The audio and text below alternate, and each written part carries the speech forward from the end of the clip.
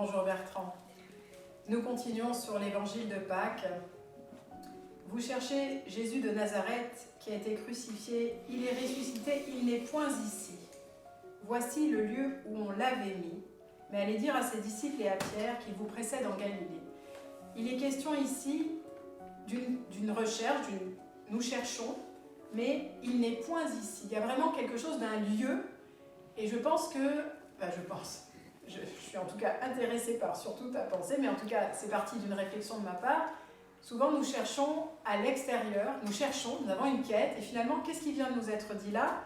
Ce n'est pas le lieu où vous cherchez, et il vous précède. Il y a quelque chose d'une grande intériorité et en même temps d'une voie qui est montrée. Est-ce que tu peux nous en dire plus? Oui, c'est très beau ce que tu dis, ma chère Soraya. Oui, il y a quelque chose pour comprendre ici ce qui est en train de se dérouler, c'est ce qu'on appelle le avoir lieu.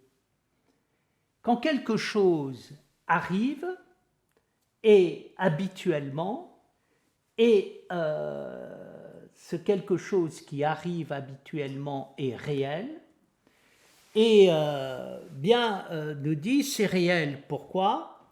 Parce que ça a eu lieu. C'est-à-dire, ça s'est inscrit quelque part dans l'espace. Et on peut le situer quelque part dans l'espace, c'est ce qui fait que ça a une réalité. Quand quelque chose se passe, on dit quelque chose a lieu. Quelque chose est en train de passer du non manifesté au manifesté et en train de s'inscrire dans l'espace. Ça veut dire que pour nous qui avons l'habitude de penser la réalité avec les yeux qui sont les nôtres, à statut de réalité, ce qui s'inscrit dans l'espace, ce qui s'est inscrit dans l'espace. La preuve, sur notre carte d'identité, il y a marqué la date de notre naissance et il y a marqué le lieu de domicile. Et on peut nous situer quelque part. Bien, donc, qu'est-ce qui est dit? Premièrement, n'ayez pas peur, attention, vous allez voir quelque chose de totalement nouveau.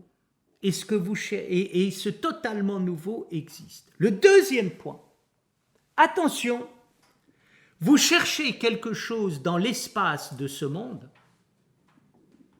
eh bien, ne le cherchez pas, parce que ce que vous voyez n'est pas de l'ordre de l'espace humain, n'est pas de l'ordre du lieu humain, ce n'est pas de l'ordre du lieu terrestre, ce n'est pas de quelque chose qui est en train de se passer dans le monde.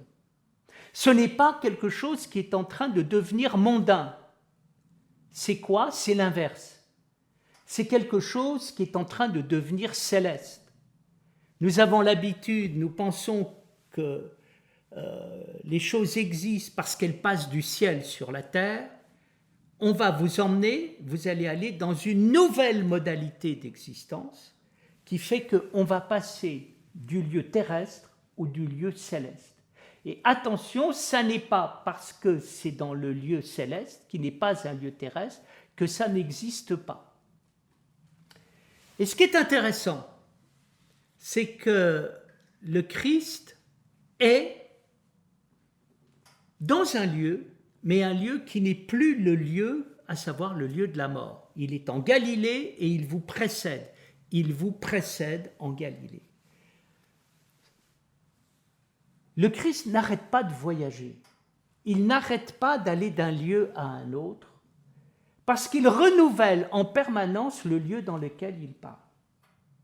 Et donc, il est dans le fait d'être en Galilée signifie qu'il est dans un lieu nouveau. Il n'est pas dans le lieu qui est le lieu du tombeau. Et dans ce lieu qui est nouveau, ce qui est important, c'est qu'il vous précède. Il vous précède pourquoi? Pour vous emmener dans un lieu nouveau. Vous allez aller, il est là, mais pas là où vous croyez, et pas comme vous croyez. Il est là, mais en Galilée, parce qu'il renouvelle le lieu, et en Galilée, il vous précède pour vous montrer la nouveauté du lieu dans lequel vous êtes et la nouveauté de toute chose. Là, nous commençons à voir ce que veut dire l'expérience de la résurrection, c'est-à-dire une vie réelle, mais totalement autre. Il faut apprendre à exister autrement. On n'existe plus en fonction du passé, on n'existe plus en fonction de l'espace. On n'existe plus en fonction de l'espace et du temps. On rentre dans un autre temps où les choses ne dépendent plus du passé et on rentre dans un autre espace où on n'est pas ligoté, attaché à un lieu. On n'est pas dans le temps et l'espace. Alors, c'est quand même extraordinaire. Pourquoi ? Parce que toute personne qui a fait une expérience de la vie divine est sortie du temps et de l'espace et explique leur surprise de se retrouver dans un lieu où la mort n'existe pas. Deuxième surprise, ils pensaient ne pas avoir un corps, ils ont un corps, mais ce corps n'est pas le corps auquel on est habitué. Troisième temps, il y a bien un temps, mais ce temps est le temps de la totale nouveauté, complètement libéré du passé. Quatrièmement, l'espace n'est plus l'espace auquel on est attaché, c'est-à-dire l'espace lié par exemple au tombeau et lié à la terre. Tout est nouveau, le temps est nouveau, l'espace est nouveau. Et il faut bien comprendre que tout ce qui est dit dans l'expérience de la résurrection, c'est exactement ce que l'on vit dans l'expérience de Dieu lorsque on fait une expérience divine. Vous lisez les récits des expériences mystiques, tout est exactement la même chose qui est dit. Au fond, il se passe dans la résurrection ce qui se passe dans l'expérience mystique, dite mystique, et il se passe dans l'expérience mystique, l'expérience de la résurrection, l'expérience divine, c'est-à-dire Dieu existe, tout est réel, mais ça n'a plus rien à voir avec ce que l'on a l'habitude d'appeler réel. Pourquoi ? Parce que nous appelons réel ce que nous pouvons ramener à nous en fonction de notre temps, en fonction de notre espace, en fonction de notre identité, de nos habitudes. Et il est important non pas de ramener Dieu à soi, mais de ramener soi à Dieu. Et là, on a affaire à quelque chose de totalement nouveau qui nous indique ce que nous allons vivre dans l'expérience de la vie après la mort. Nous allons sortir de l'ego qui ramène tout. Nous allons sortir, comme le dit le bouddhisme et l'hindouisme, du principe d'individuation, non pas pour nous abolir en tant qu'individus, mais pour connaître quelque chose de totalement nouveau, c'est-à-dire apprendre à voir le monde avec non plus Dieu qui se ramène à nous, mais nous qui nous ramenons à Dieu. Donc là, nous vivons une mutation complète. Et vous voyez, j'imagine qu'on va continuer à explorer ce qui se passe à Pâques. Nous allons vivre cette exploration.